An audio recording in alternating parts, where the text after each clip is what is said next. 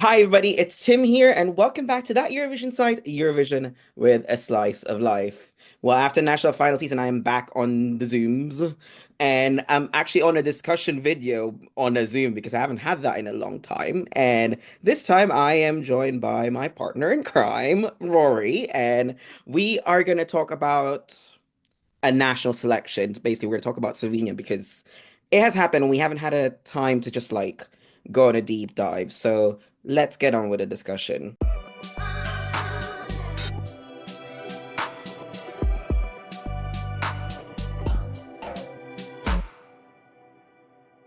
Okay, then. So we know that last month, yeah, it was last month, wasn't it? That At the time of Slovenia, recording, yes. yeah, at the time of recording, it was last month when Slovenia picked their representative, and it is Klemen with how much time do we have left? Now, before we get into the nitty-gritty of things, we know that, of course, Klemen won. And, after that, he released a video which may have been problematic. Um, Dodgy. yeah, dodgy. But I just want we just want to me and Roy just wanted to start off with saying this that we don't support it, but even though certain people that were involved in quest like the person involved that was making the video said that they were fine with it, we're not. So we're just gonna get that out of the way before y'all question us. Hmm. So, basically, Slovenia selected its Eurovision 2025 representative via its national selection EMA. 12 artists had the chance to participate in this year's selection. Raven was one of the hosts, and obviously we had the 12 artists. But can I first ask your thoughts?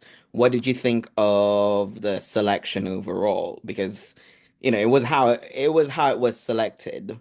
Yeah. I mean, I can't say that I didn't have a bad time with this. I think, I did half of the the reaction videos for this. So obviously I kind of had an idea on what to expect when it was happening.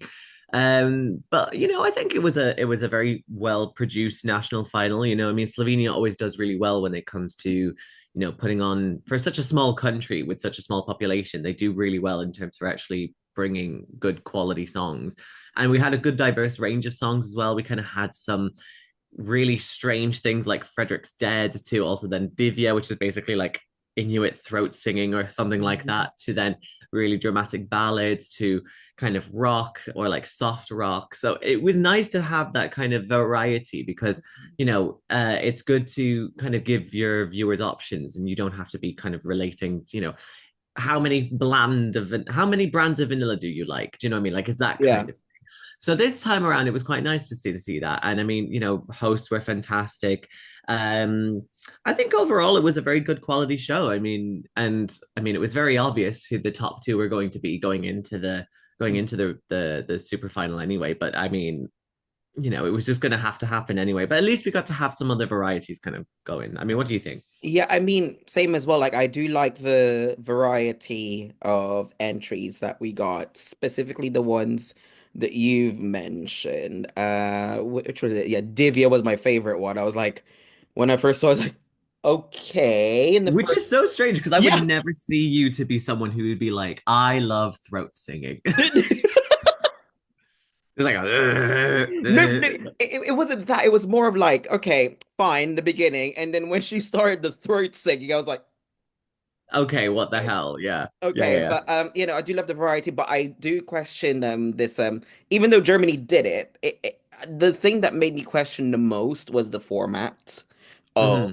the selection. And I was just like, okay, jury first, then televote, because I think Germany ended up doing the same thing when we recorded this. So I was like, um, Yeah. what is this? Like, I don't like this. I mean, they picked right, obviously, at the end, but what if they hadn't?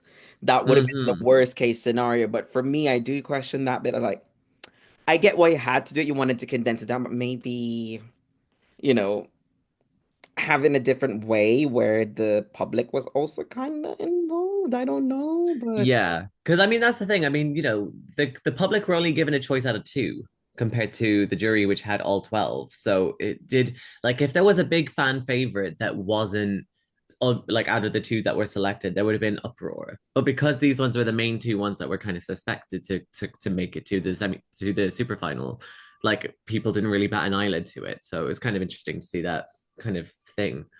Yeah, no, and I mean, I do like the fact that, looking at the way that jury was composed, there are some notable names that are known in the community. So I was like, I'm just hoping that we don't know how they voted, but like individually, but it looks like they picked the right choice because they gave their 12 to July Jones, but we'll talk about that later on. Let's move on actually to that actually instead of moving on to later. Obviously, the selection ended up being between July Jones and Klemen. Can I just ask you, were you team Klemen or team July Jones? Because I'm curious about it.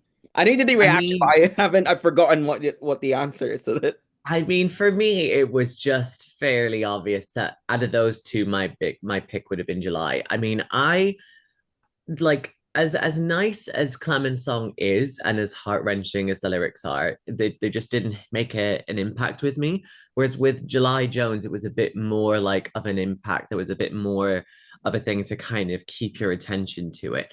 So I mean, it was nice to see her go up to the super final. But yeah, I think for me, it was definitely like July all the way. But I was not surprised at all when Klemen won because I mean he's a massive name in Slovenia. Even not even just as like a musician, obviously he's also like a well-known comedian. He also has Eurovision experience. He's been hosting EMA for ridiculous amounts of times. He's also been the spokesperson for Slovenia back in 2011 as well. So like people knew who he was, and he was always sort of connected with the Eurovision world anyway. So I feel like it was kind of his time to go. I feel so.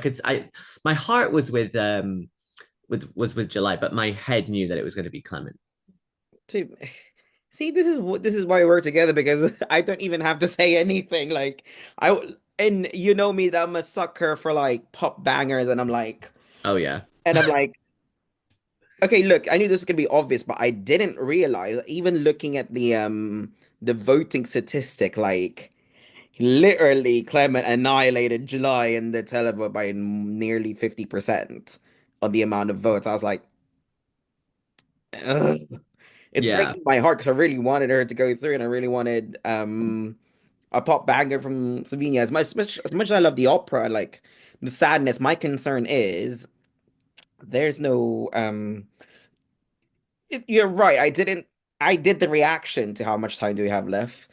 People were like saying, I remember in the survey they were like, Tim, you might want to have some tissues on you because it might make you emotional. I'm like, no. I look, I also like ballads and sad songs, but that did not. Like I know the lyrics. Like I was actually thinking about the lyrics when I was reacting to it, and I was like, okay, look, I get that you're telling it just didn't pierce through, but Yeah. it is what it is. But RTVSlo, if you do end up watching this, please give the public more of a say next year. Yeah. To make it fair, because it looks like I know you're trying to like condense it, but like, make it fair for everyone. Like, don't like, because what if one of those acts were relying on a public vote? And then all of a sudden you don't have it. It's just, yeah. I Yeah. mean, overall, I think it wasn't a bad way that it was organized. I think, it just needed to be tweaked again. This is also the first time that Emma was back in like since what, 2020. So, or 2022 even, should I Yeah, say. So LPS, like it's LPS. been a while. So they needed to kind of get back into the swing of things. But yeah, I mean, now that they've got this back, I'm wondering if they'll do it again maybe next year, in which case then definitely take on some of the stuff that like us as fans are saying, so that we're not like reduced to just two picks. All right, then moving on, because obviously, Clement, how much time do we have left? Slovenia will be, at the time of recording, we're actually recording this like post NF season, so we know that Slovenia will be participating in, if I can get my list right, in the first half of the first semi-final on the 13th of May. Now the question is, Rory, what are the chances of this getting out of the semi-final? Well, I mean, maybe the real question for how much time do we have left is not between Clement and his wife, but more Clement and his time in the Eurovision bubble. Uh, because I don't like as nice as this song is, I really don't know. I can't really see a path for this to qualify. I mean, I could be completely wrong. I mean, we've seen that they have some interesting stage ideas already from this whole like turning him upside down kind of thing that was in the national final. Maybe they're going to elevate that to another level. I don't know. But semi-final one, we have a lot of really big bangers, and we also have a lot of ballads in the way.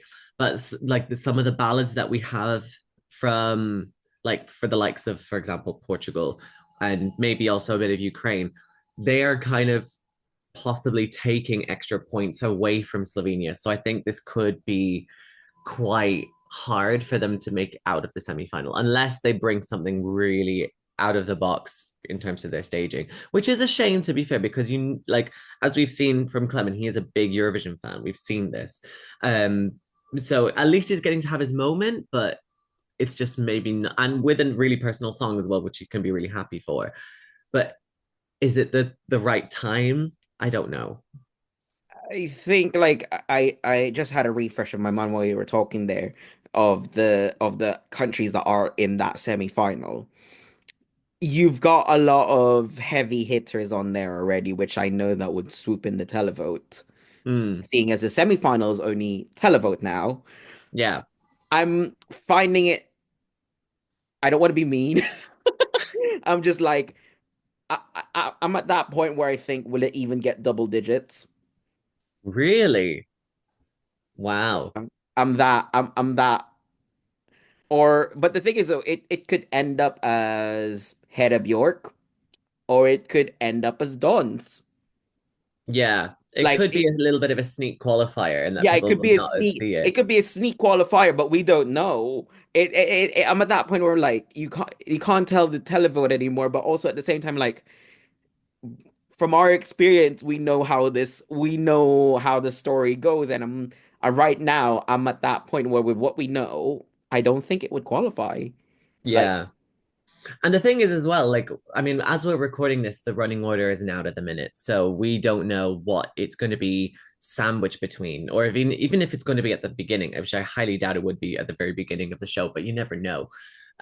So say for example, if it's slapped in between like what, Portugal and Poland, then its chances are dead in the water. Do you know what I mean? It just really depends on what countries it's placed between and where it is in the show. or it could put on a death slot. Or it could, yeah. I mean, well, if that's just hammering in the chances even more, but like it's that thing you don't know. So like maybe they're gonna have some interesting kind of staging that will then play into where Yeah. the running order will be, but Mm. I don't know. Yeah. Okay, I'm trying to think. Was there anything else? I think we covered most of the basics, isn't it?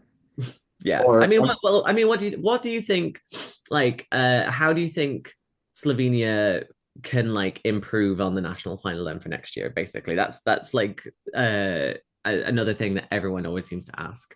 And whenever we're past national final season, like what can they do to try and get a better result? um, I think as we mentioned earlier, just tweak the selection format. I think I know that, at the end of the day, the public did have a say. It was ultimately the public, but I think, it could have been interesting to see what it would look like if they had those two rounds, but the public had a say in the first round. Which I Hmm. know we hate. I know people hate super finals, but like, it's a nice way to kind of condense that the public was with it throughout the journey rather than having just okay, we picked it for you. These are the acts you need to pick from. Yeah, this is a Slovenia, not San Marino here. Exactly. So What about you though? I mean, again, I think in terms for like the diversity of the songs, I think that's really good. I think, we have had quite a good number of various genres kind of covered in here, a lot of different and really unique vocalists as well. I think is fantastic. So keeping that, I think, is really, really imperative. Don't overcomplicate things because we saw it with Emma Fresh a couple of years ago as well. Like it was just so many other extra elements that was slapped onto it, and it just didn't need to be so over the top. So I think just refining it and just keeping it to maybe one show, maybe two, if you want to have a semi-final as well. Like something like that, perfect. I don't, other than that, just constantly just make sure that the public is being involved in it in some way, shape, or form. Because otherwise, then if it's just going to be solely based on jury votes and stuff like that, then what's the point of even having a selection? Just might as well just go internal. So Yeah. But anyways, guys, that's our thoughts on EMA 2025 and of course Slovenia's choice for Eurovision 2025. What do you guys think of Slovenia's selection? Let us know in the comments. And if you liked watching this video of me and Rory talking, then please give us a thumbs up, subscribe to our channel, push the notification bell to be one of the first people to find out when we have a new video. Also, don't forget to follow That Eurovision site at That Euro site on Facebook, Instagram, Twitter, TikTok, Threads, and Blue Sky. I will never get tired of saying those on every single video. If you want to keep up with the latest news, head on over to thateurovisionsite.com. And, you can also listen to the audio format of our discussions, interviews, and whatnot over on our podcast, That Eurovision Podcast, at That Year Podcast on socials, and That Eurovision Podcast on wherever you get your podcasts from. Something else I have to say, but thank you very much for watching, and we'll see you guys in the next video. Bye. see you later.